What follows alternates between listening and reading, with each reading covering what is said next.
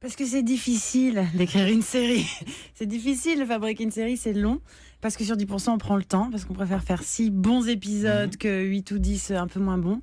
Et parce que aussi, aller chercher les stars de cinéma, ça prend plus de temps que sur une série classique. C'est vrai qu'aux États-Unis, généralement, les séries s'arrêtent au mois de mai. Pour reprendre au mois de septembre, c'est impossible d'avoir des délais aussi courts avec une fiction On française. n'a pas du tout le même calendrier, nous, que les Américains. Il y a énormément de différences dans leur façon de travailler, à commencer par le fait que les auteurs, les scénaristes sont employés à l'exclusive aux États-Unis sur une série, ce qui n'est pas du tout le cas en France.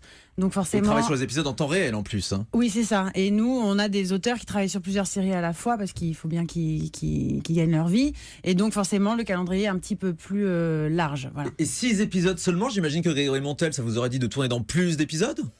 Oui, bien sûr. Mais comme tu dis, Fanny, moi je préfère que ce soit très bien écrit, qu'on ait 6 bons épisodes et puis ça donne envie aux gens ils sont accrochés comme ça.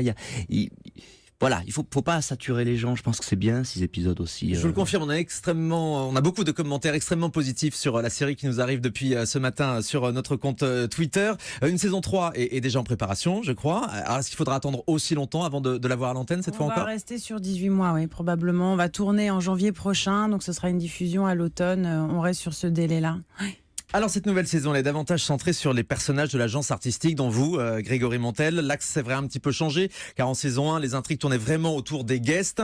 Cette année, on se concentre plus sur vos histoires à vous, Grégory. Oui. Disons qu'il y a pas mal de choses à raconter dans une petite entreprise comme celle-là, surtout une petite entreprise qui est en crise, qui est dans une situation un peu compliquée.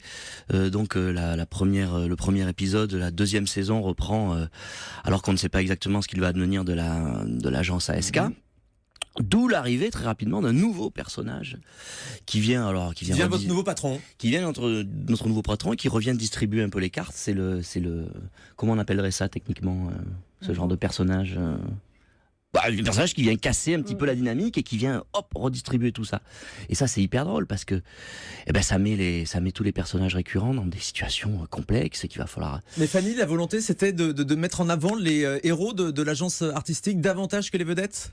C'était pas vraiment ça, mais c'est qu'à partir du moment où on a des personnages qui ont été plébiscités par le public et que nous-mêmes on adore et qu'on commence à maîtriser, je veux dire, on commence à s'y sentir bien dans cette maison 10%. Et puis le plaisir d'une série, c'est aussi le côté choral.